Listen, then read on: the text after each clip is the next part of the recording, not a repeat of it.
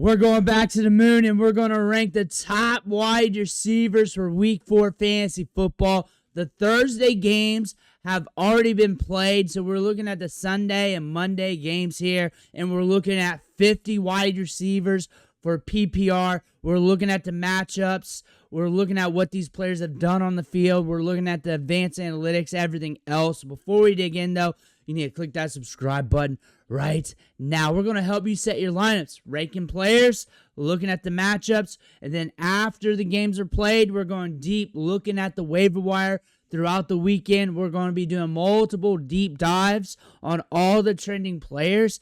Click that subscribe button. Stop missing out. But our first wide receiver today, our wide receiver 1 for Week 4, Puka Nacua. He's got a smash matchup here against the Colts. You got 49.5 over under. He's been getting all the targets, all the work. Number 1 in scoring right now. Number 4 overall. I like Puka a lot this week. I think this is a grand matchup for him. I expect a lot of scoring in this game. He's my number 1 wide receiver. Number 2 is Justin Jefferson. We got a 41 over under. We got Wentz back there at quarterback. We got Pittsburgh on the road. He's going to get the volume. He's going to get the work. I think he's going to be fine this week and relatively safe. At 3, Davante Adams. I just like this Rams-Colts matchup.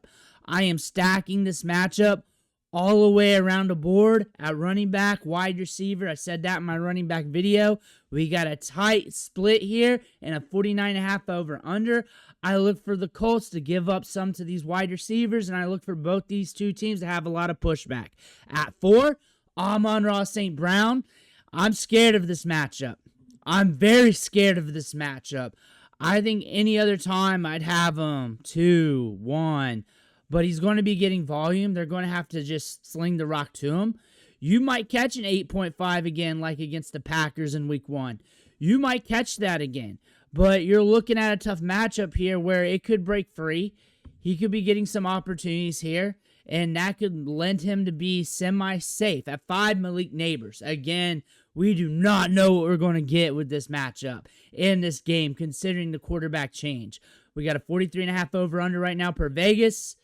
We do have a good matchup here where we could be seeing some good back and forth. Just 3 fantasy points last week. Jackson Dart under center. We do not know what that's going to look like, but he's going to be aggressive. Not safe when it comes to fantasy points, but safe because we know he's going to easily get 5+ targets. Should get 7, 8, 9, 10, or even more in this matchup. At 6, Garrett Wilson at Miami. He's super safe this week. I think he's going to get a lot of volume. I think there's a good chance this game script breaks. He's good for 8+ targets. 30-ish% target share in this game. Hopefully we get good movement in this matchup, which I believe we will.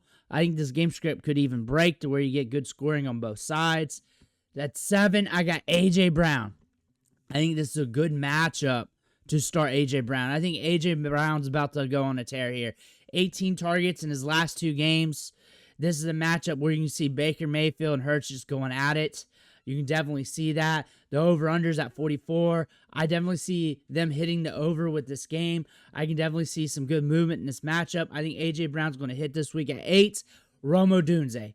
He's going to go on another tear. The Raiders are allowing fantasy points to wide receivers. 41 PPR points per game. 25.3% ahead of league average. We got an over-under at 47.5. I think this is a great smash matchup for Odunze. At 9, I got Emeka Egbuka here. And again, I like this Bucs-Philly matchup. I think we'll get good movement. He's the, by proxy, wide receiver 1 on this team right now. So I think he's going to be in line to get all the workload, all the targets, all the opportunities here. And I trust him. At 10, Ja'Marr Chase. I'm down on him this week, and I think you know why, and I ain't messing around. But I ain't going to, cash out and walk away and rake him so low. He had 6 targets last week in a rough game script. Probably going to be another rough one. He'll probably get around 6 targets, 7, 8, 5, something like that. He's still Ja'Marr Chase. We'll probably get hyper-targeted in this matchup. I got him at 10. I'm a little bit lower. I'm lower compared to Fantasy Pros right now. But at 11, Nico Collins at Tennessee. Tennessee gets in them gritty game scripts. They are allowing good fantasy points to wide receivers. I would not be surprised if he blows up again. A lot of people were worried during that week 1 game, but week 2, 14, week 3, 22. I would not be surprised if he hangs a 20 spot on the Titans at 12. Drake London.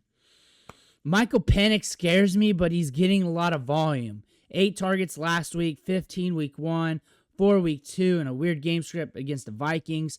This one should be another weird game script. We got a 45.5 over-under. I expect weird movement in this game. I expect this game to be a little bit weird and off and on. I do not expect this game to light it up. I expect this game to have movement in parts of the game, but yet be stagnant, if that makes sense. Washington is giving up 36.5 PPR fantasy points per game to wide receivers. There's a chance he breaks free. They can also get to the quarterback, Michael Penix. We got to see what he's doing at 13. McMillan, T-Mac. I'm very high on him. I'm actually higher than 13. I feel very good about T-Mac this week. I feel very good about T-Mac. Everybody's starting him. 9 targets, 10 targets, 18. He's pushing like 30 targets already on the season. We're due to score a touchdown. We can definitely get that on the road against the Patriots here. T-Mac, I'm flying high with him. At 14, though, Courtland Sutton. He's hit 2 out of his last 3 games. We got the Bengals. This should be a smash matchup for him with a 44 over-under and the Bengals allowing 32.1 PPR fantasy points per game. I think this is a good matchup for him. He's going to get the targets, and he's going to get the deep targets downfield. At 15, Tyreek Hill. I like this matchup. Vegas has a 44.5 over-under, but I think this game's going to have good movement back and forth. Tyreek has hit back-to-back games, 17 targets in his last 2 games. The Jets are allowing 34.5 PPR fantasy points per game to wide receivers, so right around league average there. I think he's fine this week, and I'm not worried about Tyreek Hill. I'm starting him, and I'm feeling good about it. At 16, Zay Flowers, 48.5 over-under on the road against the Chiefs. The Chiefs are a little less than league average when it comes to allowing fantasy points to wide receivers. He did not hit last week. He's due. Only got 3 targets last week, when in the previous weeks he got 11 and 9. I expect him at least be around that 5 to 8 range in targets.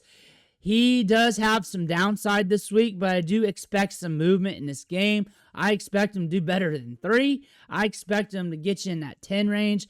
And if he scores, which he hasn't since week 1, he'll get you a good stat line at 17. Jakobi Meyers. We're going to rock it back getting the targets. We're going to be in double digits again. We got a 47.5 over-under. Bears are allowing 40 PPR fantasy points per game to wide receivers. 22.1% larger than league average. This is a good matchup for Jakobi Meyers. He's going to get right this week. At 18, DeVonta Smith. I like this matchup. I like Eagles-Bucks. I just like it. I think we're going to get good movement in this game. It may not hit the over, but I expect good movement. That's why I'm looking at the implied point total at 44. I think we have a good shot at hitting the over in this game being nuclear. I like DeVonta Smith. He got 9 targets last week, 6 the week before. I think we're going to have some good movement, and it's going to help DeVonta Smith. At 19, Ricky Pearsall. 11 targets last week, then 6 and 7 the 2 weeks prior. Jaguars are giving fantasy points away to wide receivers at 39.3 per clip. You're looking at the over-under here at 47. 47 implied point total is something you want to look at. It was very light last week with the Cardinals and 49ers, so that's something to pay attention to. But again, Ricky Pearsall might be in line for another good day. At 20, Deebo Samuel. 3 targets last week, but 18 targets in the first 2 games. Atlanta's showing up against the wide receivers. 25.9 PPR fantasy points per game to wide receivers. I just look for him to get the short targets. I look for things to be okay. And I got him ranked at 20. So I got him in that low-end wide receiver 2, high-end flex range. So I'm not over the moon. I just feel like he's going to be relatively safe and more than likely going to get more than 3 targets this week. At 21, Keenan Allen. He's my safest Chargers wide receiver. He has scored well and beat projections every single week. Double-digit targets every single game but week 2, where he got 7. He has been cashing out, and we got a good matchup here against the Giants. Next is Quentin Johnston. I'm not far off from Keenan with them. I think he has more upside with his big playability, getting the deeper targets downfield. And then it's Ladd, because Ladd is third in line in the target share and opportunities on this team. And he's only hit once so far in the season. Technically, week 1 against the Chiefs in fantasy football, he's been quiet. I think this is a good matchup for him to get right. I think it's a good matchup for all 3 wide receivers. I would not be surprised if all 3 wide receivers cash. At 24, Chris Olave. We got 48 over-under, Saints and Bills. I expect fire. And Spencer Rattler, he's either going to throw fire or send us to hell. And I believe he's going to be hyper-targeting Chris Olave again. Double-digit targets in every game. Over a 30% target share on the season. He's getting the work rate of an elite wide receiver. He's not getting ranked like that. He's not getting valued like that. You can probably catch him on the cheap in trades because he's a Saint with Spencer Rattler on the road against the Bills. I like him a lot this week. I think he's a high-end wide receiver too, even though he's ranked as a low-end wide receiver too.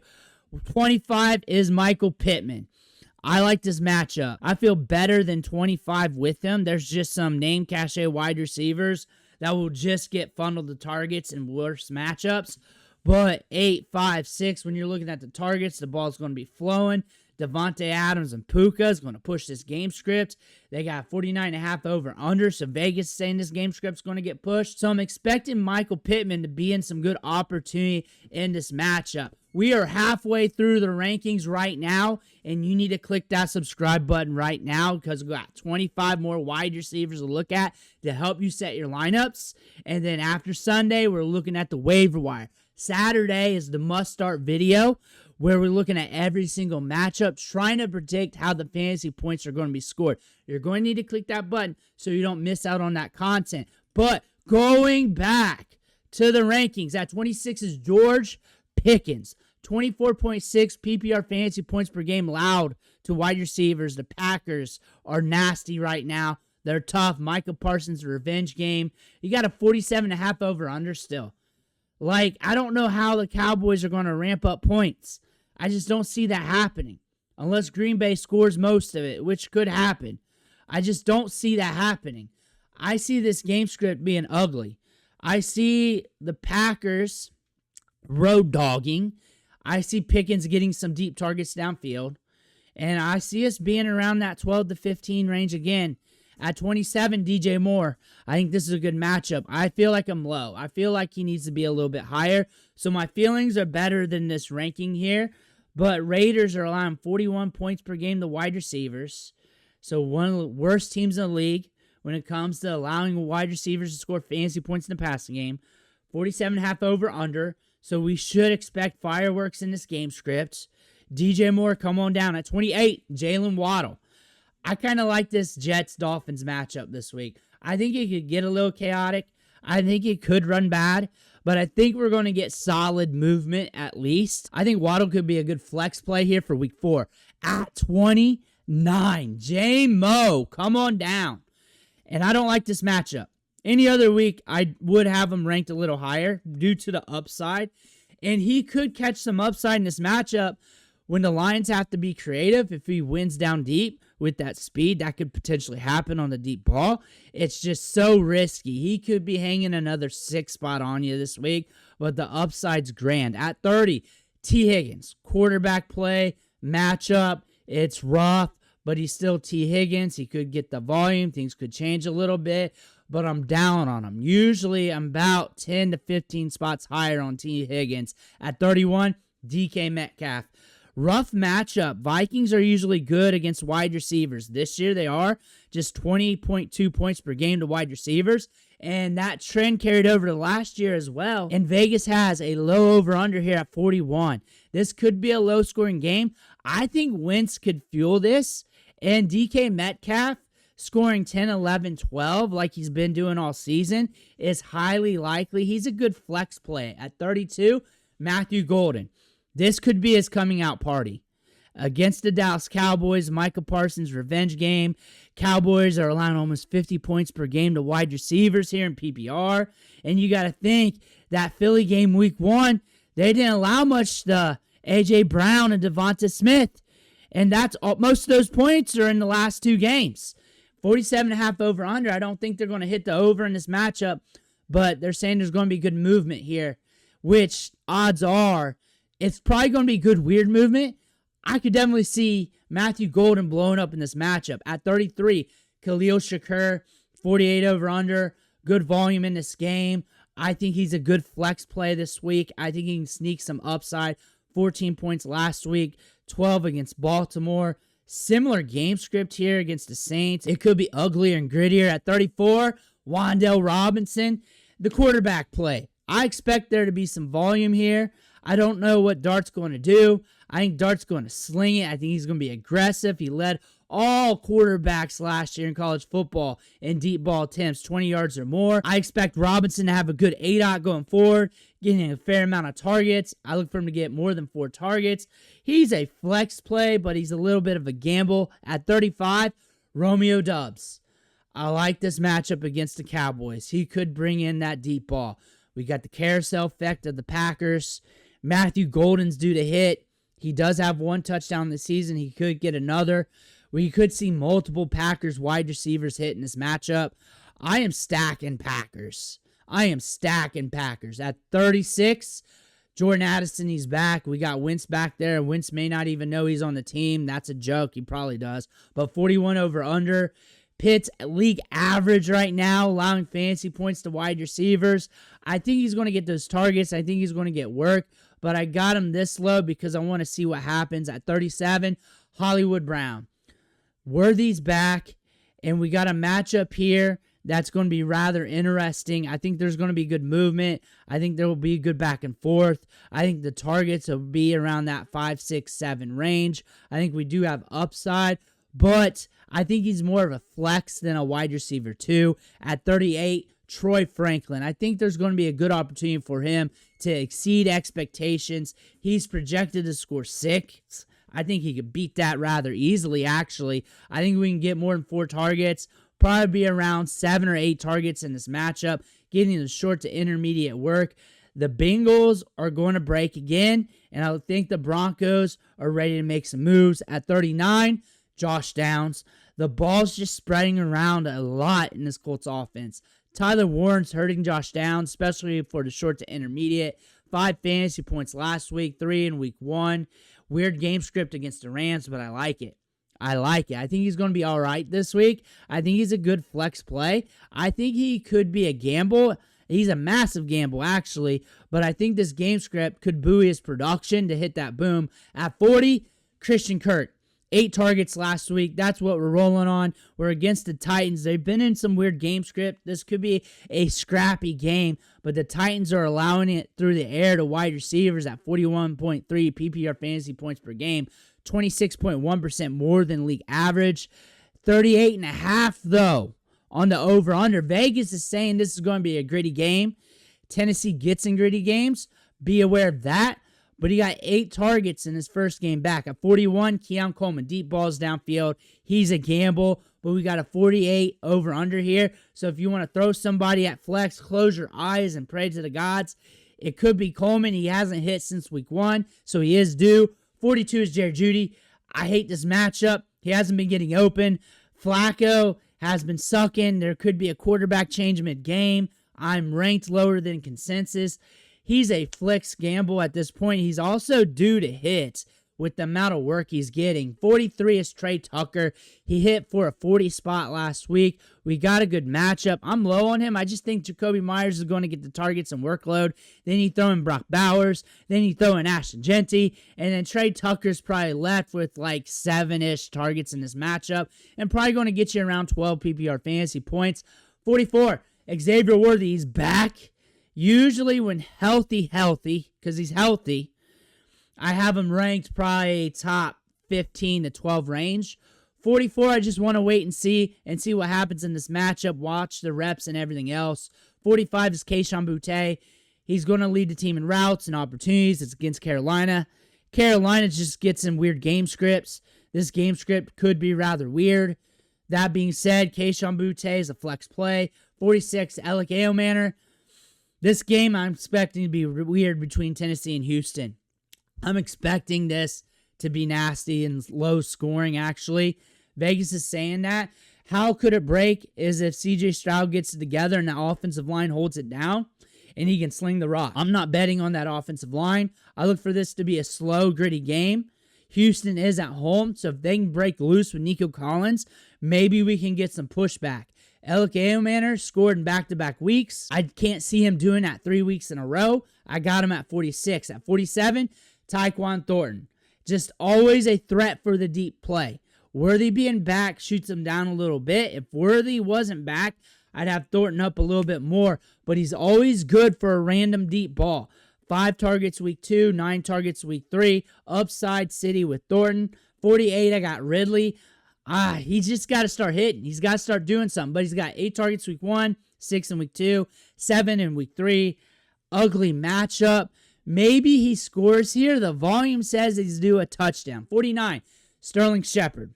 I should be higher on him, but he's the wide receiver 2 here. 9 targets in the last 2 games. Philly defense, okay when it comes to allowing fantasy production of wide receivers.